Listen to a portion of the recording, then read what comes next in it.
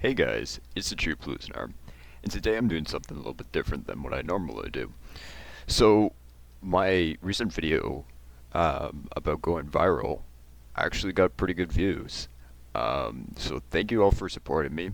Also, that one guy that said that I'm viral in his heart, thank you so much. If you're watching this, you seriously made my day. You're awesome. Anyway, I'm doing a tutorial today to prove that Blender is actually a lot easier than people make it out to be. So I ended up learning this a few months ago, and I'd like to say I'm decently good at it now. But the thing is, with a lot of beginners, is it does have a fairly big learning curve.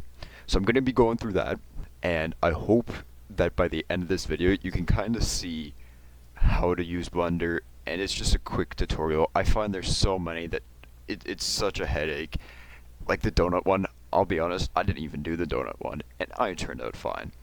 So yeah, if you wanna join along, open up Blender, and this is gonna be the first thing you see. Sometimes there'll be a little pop-up here. It'll ask you what you want to create, or if you want to open, just click General. That one, it'll just say General, and the first thing you'll see is a cube. So I do recommend using a mouse for this, and hopefully a full keyboard too. If not, no worries, you'll be fine. It's just a whole lot easier. I will be doing this tutorial with a mouse and a full keyboard, but you can always apply it differently. If you have any questions, make sure to ask them down in the comments as well.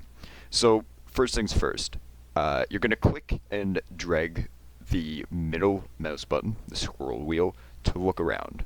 You can also click here and look around that way. Either way works, it's up to you. Scroll in and out on the scroll wheel to zoom in and out. Now hold shift on your keyboard and click and hold the scroll wheel and drag around to actually move the area. So you're going to want to manipulate around, mess around with it a bit, click and hold the scroll wheel, zoom in and out, holding shift, until you get a good feel, because this is going to be very important while going on from here. So before we get into menus, one of the biggest things I find useful is the right side of your keyboard, the number pad. Okay, so if you don't have this, there's a setting to emulate numpad. It's going to be Edit Preferences, and it's going to be in there if you have the ones at the top. So the way this works is, let's say you're messing around with the camera and you're over here. Click 1. That sets it to the front of the cube, just like that. 2, 3, 4, etc., etc. I found that really useful. You can also hold Control and these numbers to get the opposite. So you can get back if you hit Control 1, 1 front, that sort of thing. Again, mess around with this. I don't really have it memorized. Like, this is the top, this is the bottom, that sort of thing. That was 7, by the way. Next up, we're going to go through some of the menus. So this is what we call object mode. So the basic way to think about this is object mode is the complete object. So right here is a square, or cube, rather. And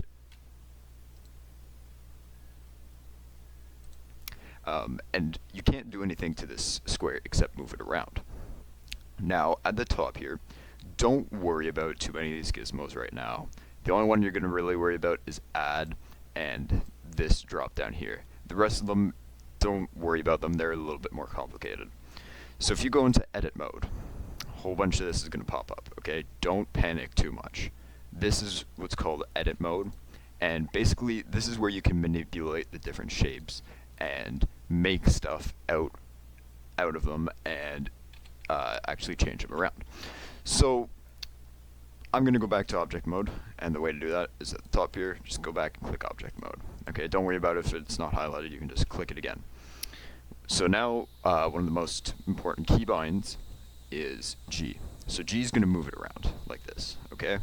So it is a bit janky, but the way that I like to do it is if you click G, you can see it moves around, but then you're going to click either Z, X, or Y for one of the axes. Z, Z axis, X, X axis, Y, Y axis, obviously.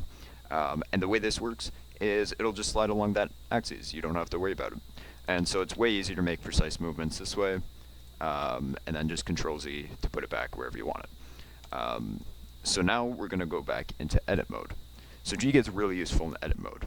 So before going into moving around the object, there are three different selections at the top. So if you look at the top here, right beside the edit mode button, there's a little square, a long rectangle, and a big square. So this little square means you can select vertices. And so that means all the corners you can select. The rectangle means you can select edges. So that's all these lines you can select. And now finally the big square is faces. So you select faces. If you want to select them all, press A for all. Otherwise, you're just going to click each one. You can shift and select multiple.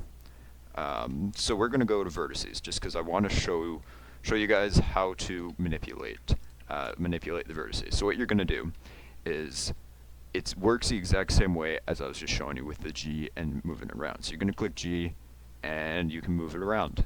And so you can move your vertices around and make something, whatever you want, just like so. So you see it's a bit wonky. So what if I want to move them all? Well, I'll go to face, and I select it so I can move this face. Click G and then Z, and I can move the entire thing. I can make a rectangle this way, and now it's bigger. We're going to select all, press G, Z, and then we can move it up like that. So that's the basics.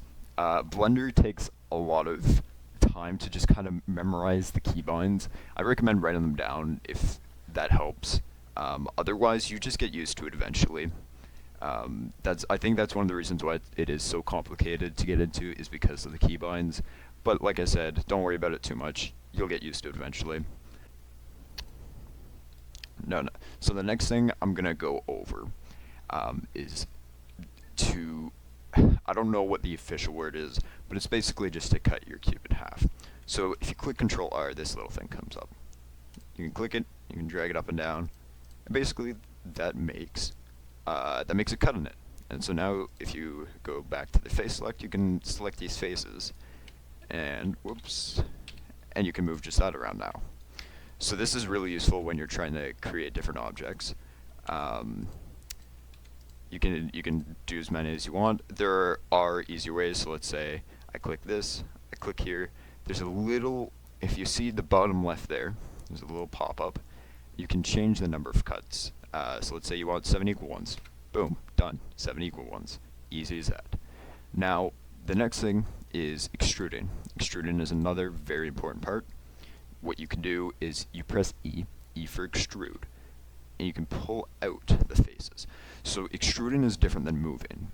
Picture extruding as actually adding onto it, whereas moving is just moving the face. So this is moving it, right? You're actually just grabbing the face and moving it. Extruding, you're taking the size of the face and adding more mass to it. I hope that makes sense.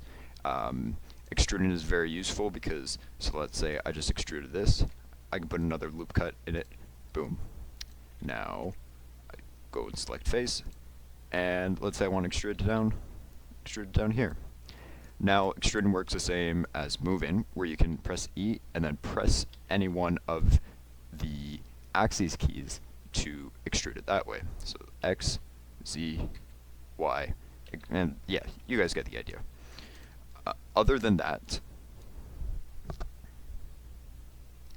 so the next part is scaling. Scaling is relatively simple.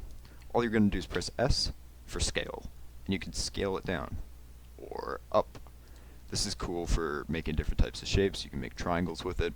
Also, you can do some pretty cool things. So let's say you want this to stay the same, the rectangle here, but you want this to be smaller. So what you can do, I'll show you a little trick. You can extrude this a little bit and scale it down like that. Boom. See? So you can make cool modifiers like that that don't make too much of a difference, but they do help.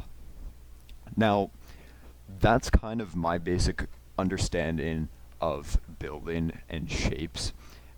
It can get more complicated, and there's lots of help online you can find to search up, like, how do you do this, Blender?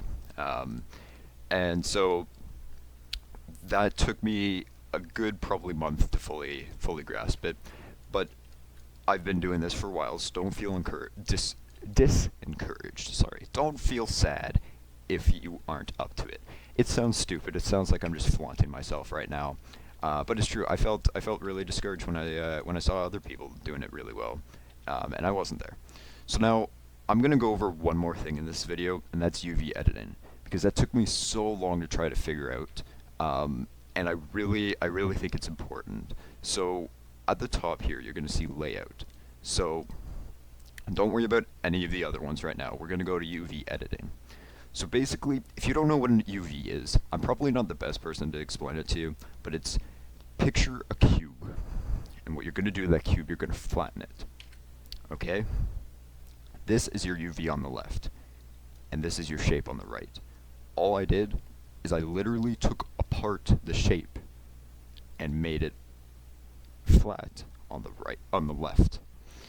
So what you're gonna do is once you have your shape done, press A to select all of it, press U for unwrap, go unwrap, and go Smart UV Project. Don't worry about any of these, just click unwrap, and it'll unwrap it on the left. Don't worry about any of these things right now talking about manual unwrapping. That's for very complicated projects. I wasted way too long manually unwrapping one of my models just to find out that I could do this, and that wasted so much time. What you can do is you can adjust the island margin, you can adjust the angle, area weight, etc. Don't worry about that too much right now. This is basic. So you're going to have this, you're going to have the UV. What you're going to want to do is create new image and name it after your UV, because you're going to save this eventually, okay? So we're just going to name it block UV, okay? And now you have it here. So now the cool thing is, actually, sorry, you can't edit it yet. So texture paint is where you paint it. It's the other option up here. You're going to click this image and open up block UV. This will just be easier for animation later, or sorry, texture paint later. Go into the shading tab. This is where it gets a little complicated, so stick with me. This is what's called the materials tab. So on the right here, these are all the different tabs. Go to the one that says material. Okay, I know I'm going a little bit fast, so if you have to slow it down or rewind, just do that. So what you're gonna do is this. You can mess around with this here. Okay, so this will show you all the different colors as long as it's applied. So here you're gonna go add texture, and then image texture, so you can paint it. Okay, and now the little image is gonna be here. You're gonna click block UV, or whatever you named it before. Now connect the same color, so it's gonna be yellow to yellow. So color to base color. Boom. There you go. Now your UV is connected to your color, and your materials are all good.